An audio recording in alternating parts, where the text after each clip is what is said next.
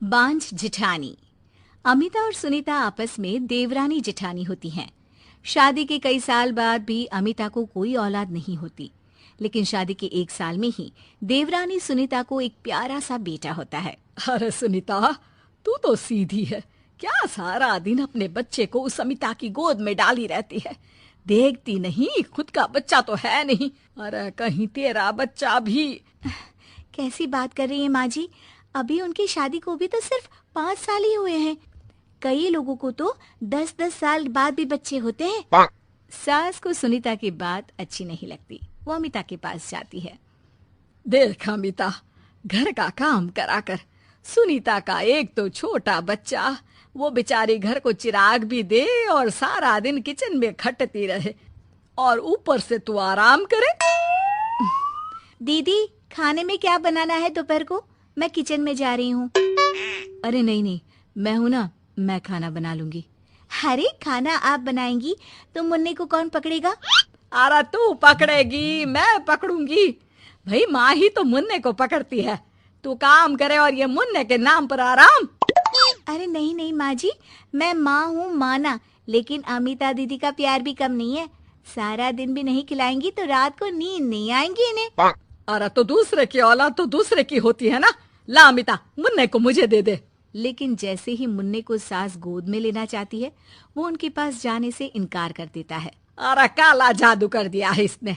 बच्चा किसी के पास आ ही नहीं रहा है भाई। माँ, इसे काला जादू नहीं, प्यार कहते हैं, जो दीदी मुन्ने से करती हैं। अरे हाँ हाँ, हम तो दुश्मन है ना इसके, जो ये हमारे पास नहीं आ रहा है। अरे सगी दादी हूँ मैं, पूरी की पूरी कोठी इसी के नाम कर जाऊंगी। अब बोल, अब भी प्यार है क्या इससे? अमिता को सास की बात पर गुस्सा आ जाता है। वैसे भी माँ जी, पूरे घर में यही एक चिराग है, तो आप इसे दे या ना दे, सारा कुछ इसी का है, चाहे वो मेरा भी क्यों ना हो। हाँ, अभी तो बड़ी जबान चल रही है, लेकिन जब घर पूरा इसके नाम होगा ना, तब पता चलेगा। अमिता और सुनीता दोनों ही मिलजुल कर रहती थी, इसलिए सास की बात का दोनों को ही बुरा ना लगता। मिलजुल कर काम करती और हंस खेल कर रहती। अरे बेटी, तेरी दोनों भाभियों ने तो मुझे साइड कर रखा है। अरे दोनों में इतनी पड़ती है कि मुझे तो डर लग रहा है, कहीं एक दिन ये दोनों मेरी बात मानने से इनकार ही ना कर दे। अरे तो खेल खेलो और दोनों को अलग कर दो, इस पे कौन सा गणित लगाना है माँ? हाँ हाँ, ये तो है, चल देख लेती हूँ मैं। अगले दिन सास धीरे से एक लाल पेन लेकर मुन्ने के बदन में लगा देती है और लोगों को बुलाकर हंगामा करती है। अरे देखो देखो, ये क्या हो रहा है मुन्ने के शरीर में। अरे ये क्या हो गया मेरे बेटे को? मैं अभी इसे लेकर डॉक्टर के पास जा रही हूँ। अरे ना दीदी, परेशान मत हो, मैं तैयार कर देती हूँ और कैब बुला लेती हूँ, बाद में ले जाइए आप इसे। अरे बेटा, तेरा है, वो क्यों ले जाएगी? वैसे भी ये डॉक्टर का नहीं, तांत्रिक का मसला है। किसी ने मुन्ने पर जादू करने की कोशिश की है, जिससे वो मुन्ने को मार ले। सुनीता ये सुनकर रोने लगती है। कौन मेरे मुन्ने को मारने की कोशिश करेगा माँ जी? नहीं नहीं, ऐसा कुछ नहीं होगा। सास अमिता की तरफ देखकर कहती है। अरे वही जिसकी खुद की औलाद ना हो। कैसी बात कर रही हैं माँ जी आप? मैं क्यों मारूंगी अपने ही बच्चे को? वो तो मेरे बेटे जैसा है।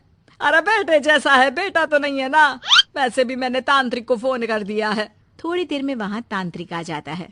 भगवान भगवान भगवान भगवान, बच्चे की जान को खतरा है, खतरा है, खतरा है। इसके ऊपर किसी बांझ औरत ने काला जादू कर रखा है, रखा है, रखा है।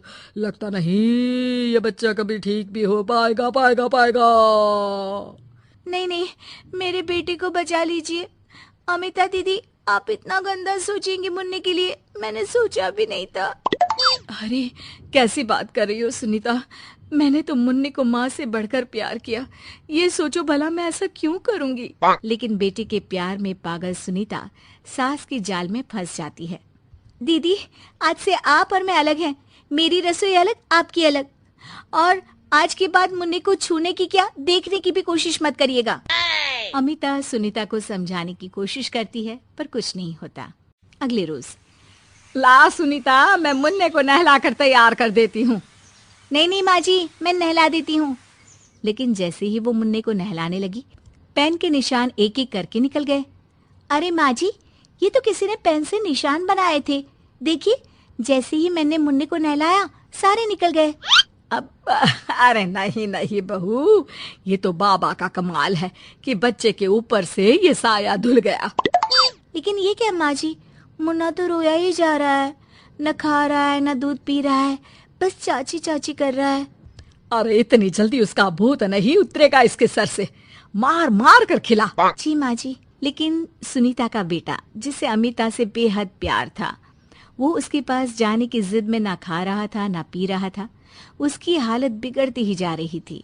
हार कर एक दिन, माँ दीदी दिखाई नहीं दे रही है, क्या वो मायके चली गई है क्या? अरे क्या पता कहाँ गई, रुक बड़कू से पूछती हूँ। अमिता कहाँ है? माँ जल्दी पता करिए ना, दीदी कहाँ है? मुन्ने की हालत दीदी के लिए खराब होती जा रही है। सुनीता मुन्ने को लेकर नीचे अमिता के पास जाती है। अमिता बिस्तर पर पड़ी होती है। वो कमजोर सी दिखती है। बड़ी आराम से सो रही हैं आप, यहाँ मुन्ने की तबीयत खराब हो रही है। वो जैसे ही अमिता को छूती है, अरे दीदी ये क्या हो गया? आपकी तबीयत तो काफी खराब है। मुन्ने के बिना मैं नहीं रह सकती सुनीता, मैं उसके बिना नहीं रह सकती। मैं कसम खा कर कहती हूँ, मैंने मुन्ने को मारने की ऐसी कोई कोशिश नहीं की। मैं तो खुद मुन्ने के बिना मर जाऊंगी। मुन्ना आप ही का तो है दीदी, मुझे माफ कर दीजिए। ये पकड़िए अपना बेटा,